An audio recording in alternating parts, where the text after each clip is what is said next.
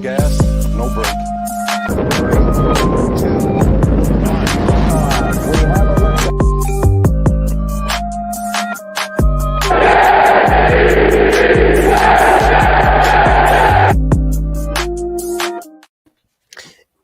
And now we have liftoff. Welcome into the Now We Have Liftoff New York Jets podcast.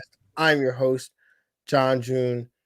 And of course, I'm here with my guy, Frank Jim Piccolo. We are discussing a New York Jets win for the fourth time this season. Frank, how we doing, brother? Bro, I'm pretty amped up. I was actually at this game, so it made it that much more sweet, bro, to actually be present for a Jets win. I was super hyped. Yeah, man, I've been meaning to ask you, brother, like, this game was nuts. I mean, 47 total points in this game, a 26-21 victory for the Jets. It was, a close game pretty much all throughout, all the way to the final minutes, as you would expect with these two evenly matched teams here. But Frank, what was the energy like? Because there was a lot of big plays in this game, mainly for the Jets. So what did that place feel like, man, on Sunday? Man, that stadium was rocking like I haven't seen it rock like that, or at least games that I've been at in a long time. Like, especially that ridiculous touchdown run by Zachwilson. Like, bro, that stadium was legit. Like, it was absolutely legit.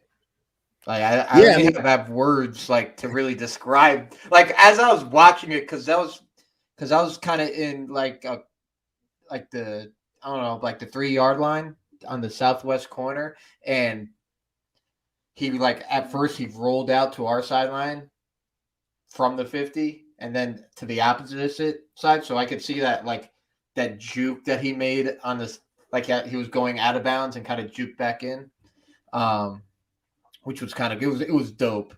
Like, that was, I don't think I've ever seen a Jets quarterback run like that. So it was just dope. Yeah, I mean, that was a franchise record. It was the longest run.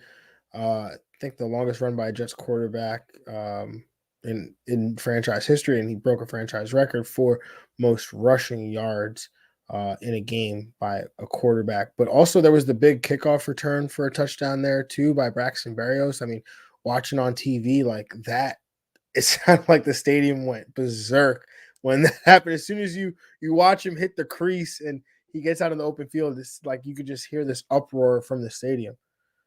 Yeah, man, because, after that first touchdown, right, the whole stadium kind of got a little bit deflated after James Robinson kind of just ran the ball down our throats a little bit, and then that ensuing kickoff, it wasn't even close. Like, that crease was wide open, and then the whole stadium erupted.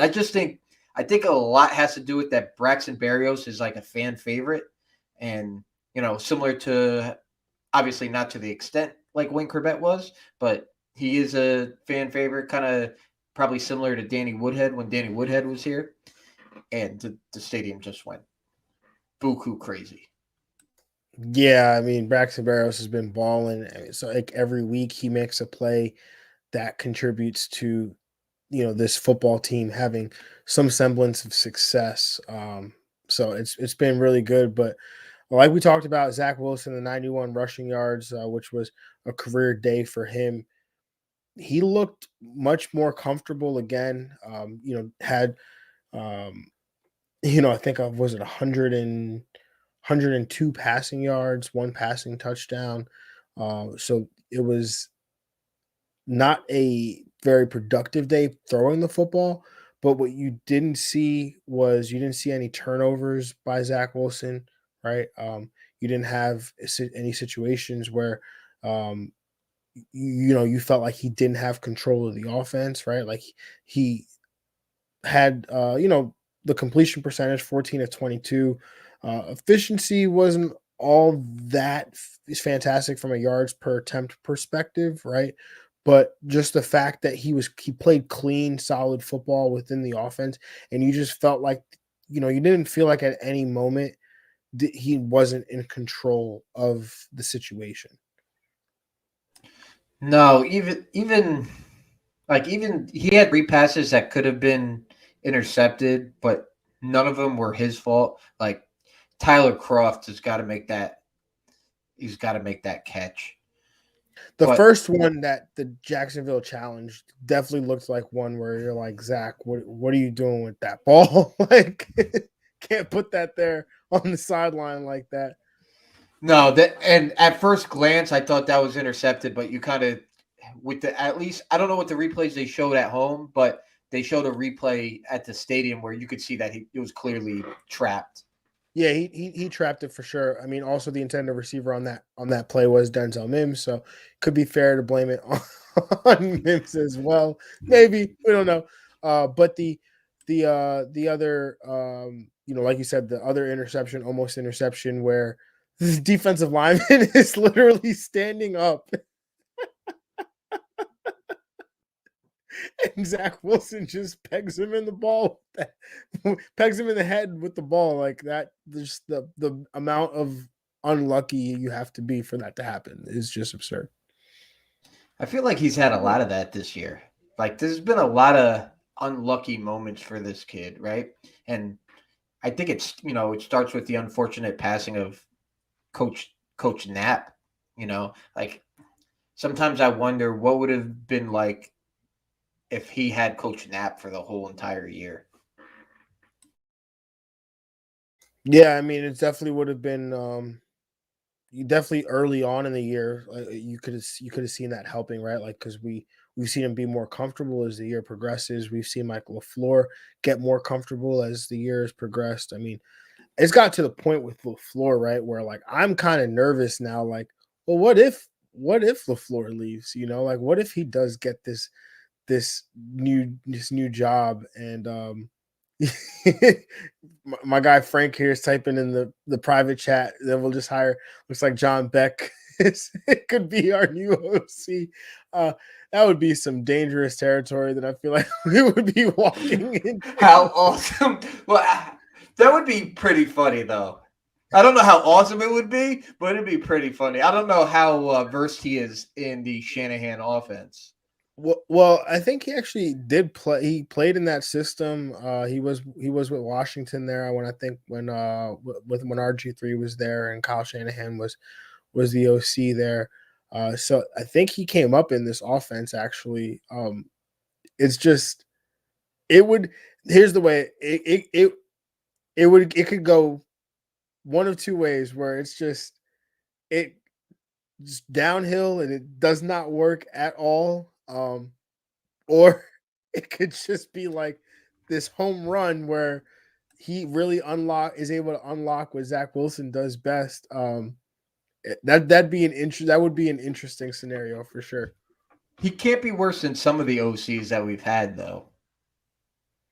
So when you bring up the other OCs that we've had, is it fair to say that Mike LaFleur is the best Jets OC that there's been? Besides, I forget who the OC when Parcells was the head coach, but that's the only comparable, right? I think it might have been Paul Hackett, if I'm not mistaken. I know Paul Hackett was the OC at one time, but that might have been under Herm.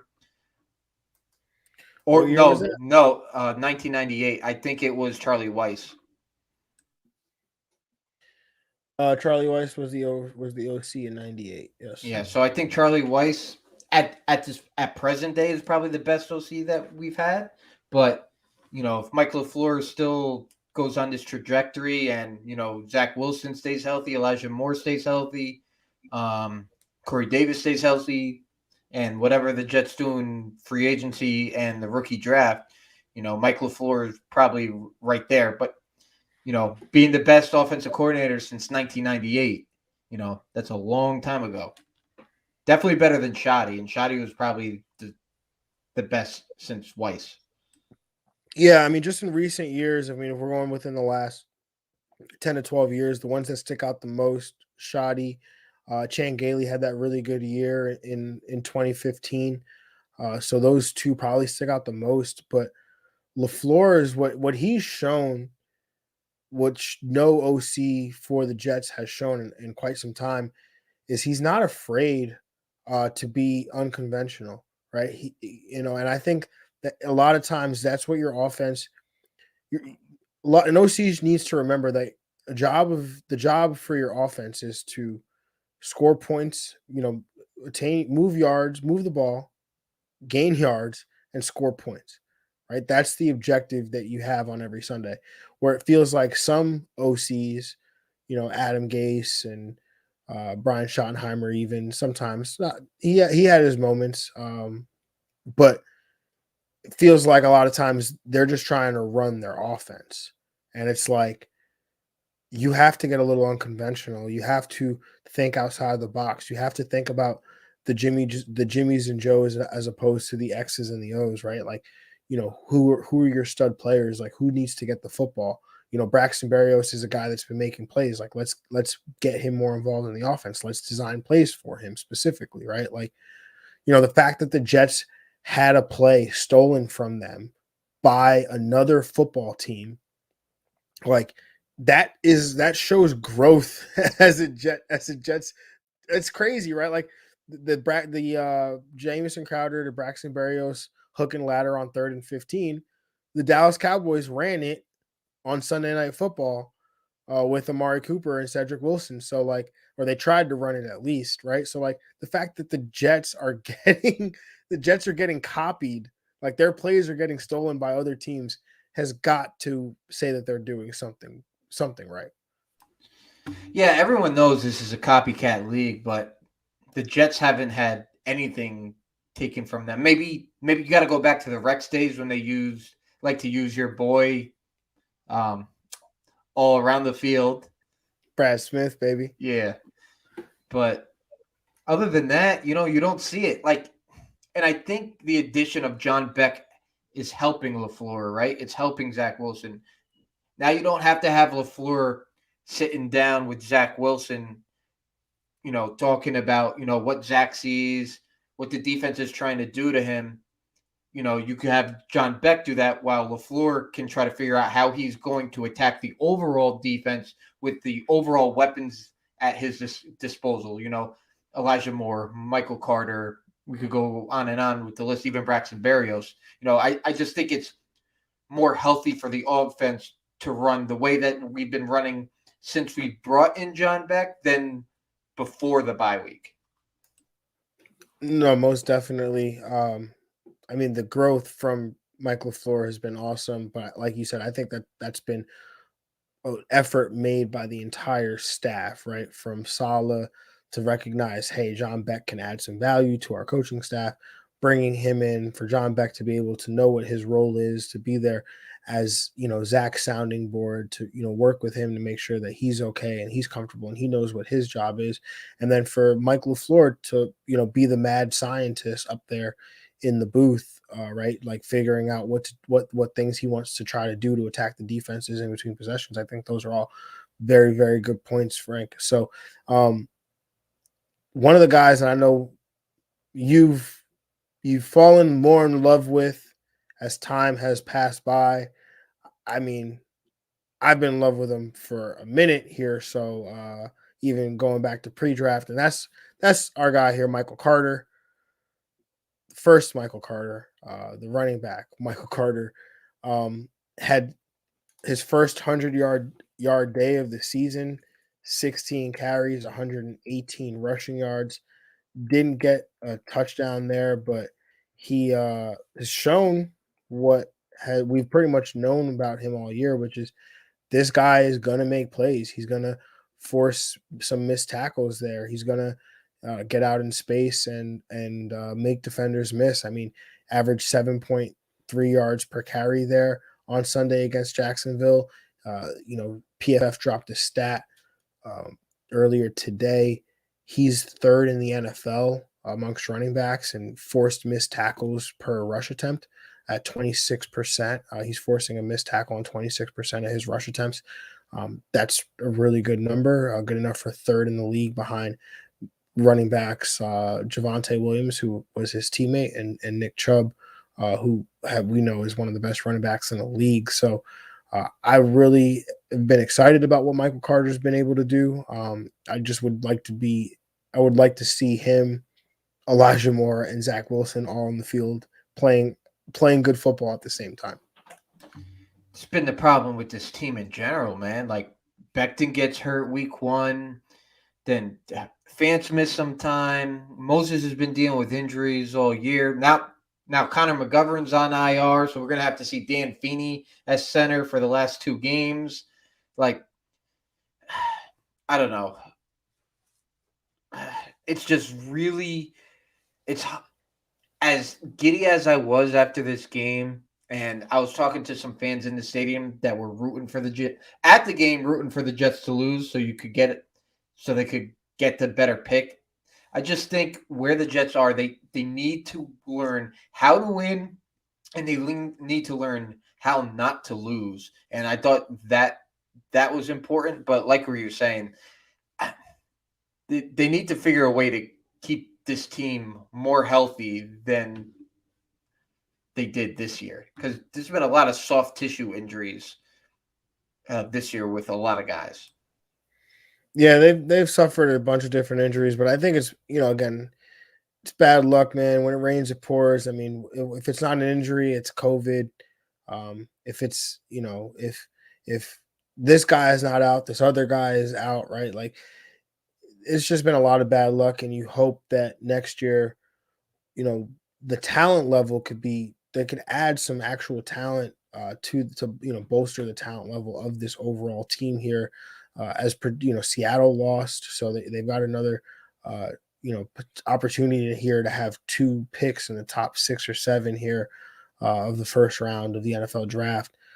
So definitely hoping that they can not just add depth, but use these picks at the top of the draft to bolster the overall talent level of this roster. Because we talked about this a little bit off air, but feeling like Joe Douglas having another year with this coaching staff and the scouting department having another year with this coaching staff, being able to know what types of players that they're looking for can definitely help. Because I mean, the 2020 class wasn't that great, but obviously they're dealing with a different coaching staff there. But the 2021 class, through 14 weeks or 16 weeks rather, looks like a home run. Outside of obviously the most important person in that draft class and Zach Wilson, right? Like, the fact that you are able to get your starting left guard, right, in Elijah Veratucker, you're able to get a starting playmaking receiver in Elijahmoore in the second round. You're able to get a starting running back in Michael Carter, a 3-down running back in Michael Carter. The fact that you're able to get a starting nickel in Michael Carter the second. The fact that you can get a starting corner in Brandonechols in the sixth. The fact that you can get a player with some versatility here, Jason Pinnock, who you draft him as a corner. You have to end up having to flip him to safety in the 5th round, and he's able to provide some value for you there. And then we've seen the linebackers and Hamza Nasruddin and Jamie and Sherwood both missed some time with injuries, but there's still a chance that one of those guys can become players, right? So there's a light here at the end of this tunnel where you feel really good. And again, it's going to come down to, can Zach Wilson, it, like we said, maybe he's not going to be in that top 7 quarterbacks in the NFL, but maybe he can be amongst the Jimmy Garoppolos or the Kirk Cousins or the Derek Carrs, where if you put enough talent around him, he can lead it to a playoff run, or get hot and potentially win a Super Bowl or an MVP. I think that's definitely in the range of outcomes for Zach Wilson and for this team going forward. Yeah, and like we were talking off air,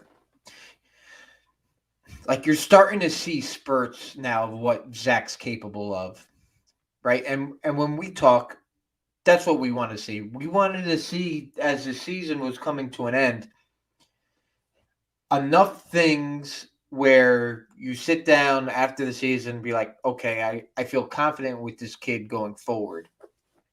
And I think what's important to remember is Salah said it at when they selected Zach, that Zach's not going to have to lift this team up.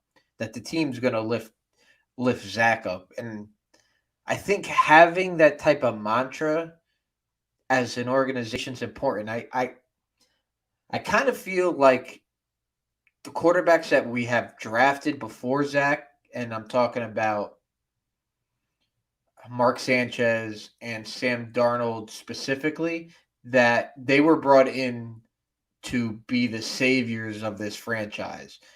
And instead of having a team and developing a culture and an identity, we kind of just hoped that these guys would take these players to the next level, and I know people are going to say that our identity with Mark was, ground and pound, but once once all those guys left and they put those reins into Mark's hands, I'm talking about Derek Mason year, that Santonio Holmes year, like it just fell apart like pixie dust. He wasn't the quarterback that was going to elevate the people around him. And I feel like with Zach, it's in the range of outcomes, in my opinion, that in the early years of his career, if you put good talent around him, maybe by year 6 and 7, he gets to that point. Like, I'm not saying he's going to be Patrick Mahomes, but is it possible where he could have a career like Eli Manning? I think obviously they're different quarterbacks and they play the game differently, but I think it's possible for him to have a similar type of career. Yeah, I mean, I would definitely. I mean, Eli Manning, a lot of his successes in the postseason. I mean, his regular season numbers. I'll take great. 2 Super Bowl wins right now. 2 Super Bowl wins, 100%. I would take it, but from a season perspective, right? Like, I mean, again, like Matt Ryan isn't talked about as one of the 5, best quarterbacks in the NFL, and I don't think he's ever really been in that conversation. But Matt Ryan's a guy that's won an MVP. Matt Ryan's a guy that's been to a Super Bowl, right? And I think if you can have a year or two like Matt Ryan had, like those upper echelon years where you play good enough to win an MVP or make it to a Super Bowl, I think that's good. I think that's what you would want, right? Like we get so enamored with having this star, and obviously you want a star at the quarterback position. That's what you want. You want to be able to get the Joe Burrows or be able to get the Justin Herberts, but like sometimes you get the Tua Tagovailoa, and Tua. I was not a fan of Tua coming into the year, but you watch Tua play football, and Tua's progressing every week. He gets better. He has command and control of that offense. And if you watch Tua yesterday against the New Orleans Saints and how he operated that offense, you would feel so fortunate as a Jet fan for Zach Wilson to be able to operate his offense with the same level of mastery that you watch Tua do it on Monday night. And when you talk about their roster, though, John, there's one thing that Miami has that we don't really have, and that's a competent tight end. Yeah, I think we sorely missed that, right? Like you go back to Zach Wilson's BYU film, you could see how often he was throwing to the middle of the field, throwing to 2 tight ends. You could see how often he targets those positions now. We know that that's one of those things in this offense that's going to be really, it's going to be a position in this offense that's utilized and it's counted on. And so I think that, one of the things that, you and I have talked about, and if people listen to me on Fantasy Football Diagnostics, they know I'm a huge Mike Gesicki fan. I know you've been talking ad nauseum about Mike Gesicki, how we have to target him in free agency. I am 100% on board with that. Mike Gesicki is one of the most athletic tight ends in football. He's still in the first year of his rookie or not the first year. He's still in his first contract in the NFL on his rookie year, on his rookie deal. So the Jets could have an opportunity next year to potentially poach him away from the Miami Dolphins, a division rival. That's like a really nice swing right there where you're able to get stronger while also making your division rival weaker there. I think Gesicki would be a big time fit in this Shanahan's type offense, but from a big time weapon for Mike LaFleur. Oh, big time. And I'm not saying he's as good as Kelsey, but he can play that type of Kelsey role. He's like Or Kyle Pitts. yeah, exactly. Like he can't block that well, but we don't need him to block. Maybe we don't trade Denzel Mims or release Denzel Mims, and we just make him like an inline blocking. Yeah, I'm completely fine with just like having a trio of Gasecki, Croft, and Trevon Wesco. Like I'm completely fine with that being like my tight end group. And who knows, maybe they'll go out and actually get a fullback next year. Well, what's his name, Bowden, that we picked up a couple weeks ago. Yeah, he's been playing. He's not bad. He's not No, bad, not bad bro. at And all. he flexed the other day. His biceps are ridiculous. Okay, Ridiculous. I never thought we would get to this point of the show, Well, we did. but we are. We're here. It took us 16 weeks, but we're here. Um, so defensively, I mean, this defense, it was a solid performance per se, right? You're playing against Jacksonville, so you take it with a grain of salt. Um, they still didn't do a great job stopping the run. It seemed like James Robinson was going to be able to do whatever he wanted until he tore his Achilles. Dari Gumbuwale came in and had a decent day still. Brycehall and Brandon Echols continued to play solid football on the outside. Jason Pinnock, I know you were really high on his performance and what you saw. Like, what was it specifically about Pinnock that stood out to you watching the game on Sunday, Frank? His hips, the way he moves in and out of the breaks that the wide receiver made. Like you could tell he's not a natural safety yet, based on how they were targeting him. But when the receiver would do a double or triple move, like he didn't look like he was out of place. Like he didn't look like the other safeties that we have brought in this year because of so many guys being out. Like he looked very fluid. You could tell why the Jets brought him in, and maybe this was on their mind that he had this type of versatility, which Salah likes in his defense. Uh, I don't know offhand what his three cone was, but I'm willing to bet that it was pretty solid. Yeah, Pinnock is definitely an interesting prospect, right? I mean, he was a big corner, 6 foot 205. So we thought that he really would fit this Seattle type defense really well in terms of his length and his physicality. Uh, recent weeks it seems like the Jets have been using him as a safety. I didn't really have, I'm not watching the all 22 every week or anything like that, so I wasn't, and he hasn't been playing a ton of snaps, but when he's been in, it seemed like he was playing safety. Uh, Pretty much has been confirmed with, they were talking about it on the broadcast. I know you obviously didn't hear that, Frank, but on the broadcast, they talked about how they moved him to safety essentially 4 or 5 weeks ago with all the injuries that they've had.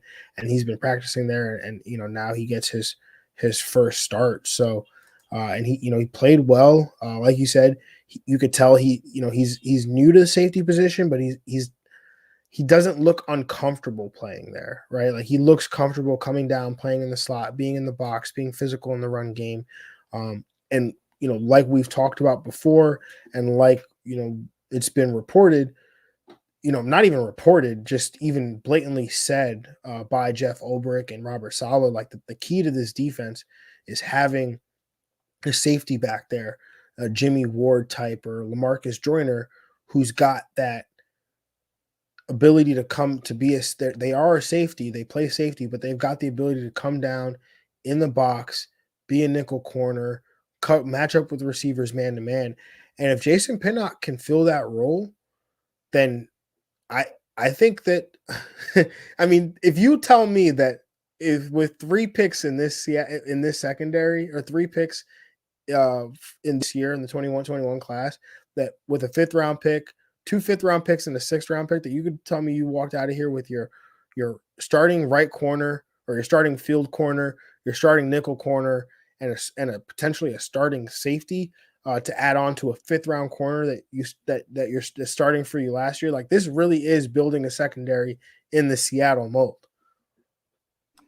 Yeah, and maybe this is why, we were all killing JD and Salah for not bringing in a veteran corner. But tell you the truth, the defensive backs really haven't been the problem this year. Obviously you got to take into account that we lost May and Joyner, who are probably would have been our best defensive backs minus Brycehall. But if those guys stay healthy, this is probably a really solid defensive backfield. And I think going forward, they're really going to need to hammer home that middle of the defense with a linebacker. They're going to have to find a good balance of strength and speed at those the Will and Sam spots. Yeah, dude, and I'm looking, doing some research here on Jason Pinnock while we sit here, and I found an article on Gangrene Nation by Bent. So appreciate the work here, Bent, but has some information about his pro day, like you were asking. 3-cone, a really good 3-cone time is something like 6'6", 6'3" for DBs. He ran a 6'9", which is not terrible. It's not great, but not it's kind of what you would expect from like a big corner like Jason Pinnock. 6 foot, 215. But was a sub 4.5 in the 40. He's got great explosiveness numbers: 39.5-inch vert, 128-inch broad jump. Had a 4.1 in the short shuttle. So shows some good explosiveness. But one of the other things that it talks about here is that his coverage skills in the slot were pretty good. And, he's got limited action in the slot. When he played in the slot, his coverage was actually pretty good.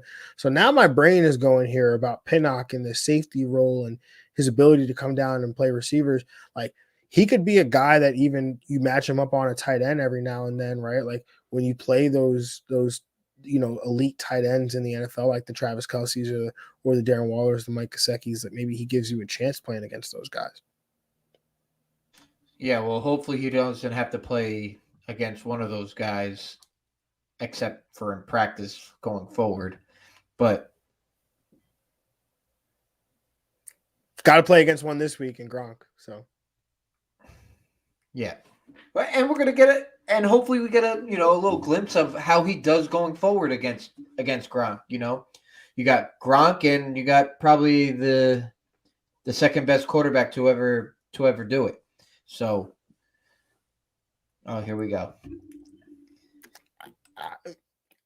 We'll save that for another show, or maybe segment of the show here. But is there anything else? I know you're talking about linebacker and how they've got to address that position at some point in the future. I know Quincywilliams is great. He's been great. I feel like he's more of like the Dre Greenlaw or the Quan Alexander of this defense, where they still don't have their Fred Warner. Because Quincywilliams, again, run hit, like, he's been awesome, but he still hasn't shown a great ability to play in space and cover running backs out of the backfield. And so I think that they still need that guy, that run chase linebacker, who is going to basically, again, be your Fred Warner. So CJ Mosley, you've been awesome. But I think it's almost time for you to give it up, brother. Anything else you want to cover defensively, Frank? No, it was nothing spectacular by the defense. You had a couple of good individual performances. Bryce Hall had a good game again. I feel like we say that every week, but which we might not see him this week because he is on the COVID list. But it looks like the NFL is going to adopt a new CDC guideline of 5 days. So we might see him, we might not. I don't know what's going on with that yet. Yeah, that'll definitely be tough there. All right, well, that segment is done with, And so therefore we will get to our next segment where we break down the Jets' upcoming game against the Tampa Bay Buccaneers. And before we break it down, we got to pay some bills. So Frank, why don't you let the people know where this next segment is brought to them by? Hello, good people. This segment, as always, is brought to you by DraftKings Sportsbook. Hey, football fans, I'm sure we all love an action-packed, high-scoring NFL game, but with the latest no-brainer from DraftKings Sportsbook, an official sports betting partner of the NFL, you'll be a winner once a single point's scored. New customers who bet just $1 on any team to score can win $100 in free bet. It's that simple. The sportsbook isn't available in your state yet. You can still get in on the NFL action. Everyone can play for huge cash prizes all season long with DraftKings daily fantasy sports contests. DraftKings is giving all new customers a free shot at millions of dollars in total prizes with their first deposit. Download the DraftKings Sportsbook app now. Use promo code TPPN. Bet $1 on any team to score and win $100 in free bets. If they score, you score. With promo code TPPN this week at DraftKings Sportsbook, an official sports betting partner of the NFL. Must be 21 years or older. New Jersey, Indiana, Pennsylvania only. New customers only. Minimum $5 deposit. $1 wager required. One per customer. Restrictions apply. See DraftKings.com/sportsbook for details. Gambling problem? Call 1-800-GAMBLER. Beautiful, beautiful, beautiful stuff there. And as my lovely co-host here said, this line of the Tampa Bay Buccaneers traveling to MetLife Stadium to take on the New York Jets is brought to you by DraftKings Sportsbook, where the Jets are 12.5-point underdogs at home against the Super Bowl defending champion Tampa Bay Buccaneers and our old friend Tom Brady, the GOAT. Unfortunately, I have to say it. Frank is, doesn't want to admit it. Understandably so, but I got to give credit where credit is due, especially when he doesn't wear the colors anymore. So 45.5-point total here. I don't think the Jets can cover this. Tampa Bay is a little bit undermanned in terms of weapons. Antonio Brown's still there. We got a good old friend Le'Veon Bell there as well. We can't stop the run. Ronald Jones probably going to have himself a day. Probably going offensively. Probably hoping for like a clean day from Zach Wilson. Tampa Bay has been much better defensively. They did lose their pass rusher, Shaq Barrett. I still think that they can give us some trouble here. So all of this being said, again, I will take the Tampa Bay Bucks to cover, and I think I'm going to take the over because I think Tampa could score like 35 by themselves, maybe even 40. Yeah, I don't hate your thinking there, John, especially when you got Feeney at center, right? So I expect a lot of pressure up the middle, which is not going to be good for Zach because we all know that's quarterback's worst enemy is pressure right up the gut. I expect the rest of the offensive line should play pretty solid. Should have LVT back this week, which means we don't have to see vanroten again. But Tampa's defense is solid, and like you said, Ronald Jones is probably just going to go off because we're banged up, especially if Brycehall doesn't play. If Brycehall doesn't play, it's going to be a long day, in my opinion. So I'm going to take Tampa Bay to cover the 13.5. 13.5? Where'd you get 13.5? 12.5.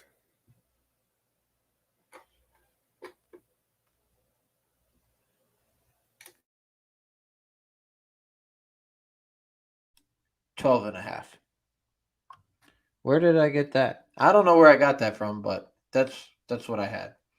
But you're correct. It's 12.5. Alrighty then. So,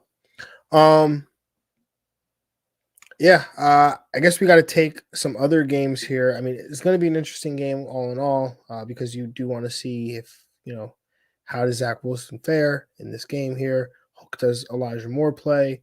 We don't know. We still don't have an answer to that question. He's dealing with a quad injury, which he would be eligible to return from, but he's also dealing with COVID. So don't know if he's healthy there yet. Frank, anything else on this game that you want to note or talk about?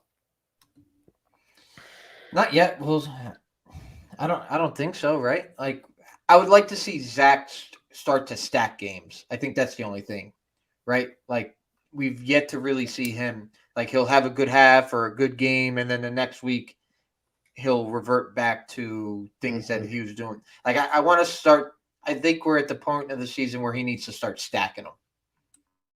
Yeah, I totally agree with that. He's got to start stacking these games here and being able to string some few games together, right? And I bring up Sam Darnold often and the stretch that he had in 2018 at the end of the 2018 season, like where you felt really good about Sam Darnold going into that year because you felt that you felt really good about Sam Darnold going into 2019 because you felt like, okay, well, he showed us something here at the end of the season. All we got to do is hire the right head coach and the right offensive coordinator, and it'll be heads up from there. So, or wheels up from there rather. I'm again curious to see what happens here with Zach Wilson down this stretch here, these last two games against Tampa Bay and Buffalo. So. That being said, Frank, last 2 weeks I used Arizona in my lock picks. The first week it wasn't great because I picked them, but the last week I picked against them and it was perfect. It worked out great. So, Frank, where are you going this week? I'm gonna be a gentleman and let you go first, my buddy. I think I went first last week. No, that's okay. I like being the gentleman on this podcast. No, there's no gentlemen. There's just us. So let's just go. All right, I got the Cardinals at +5 over the Cowboys. Oh, okay. Were you trying to see if I would take the Cardinals? No, I was gonna see if you would take the Cowboys so we could go head to head this week. Yeah, no, I'm not gonna do that. What I will do, however, is I'm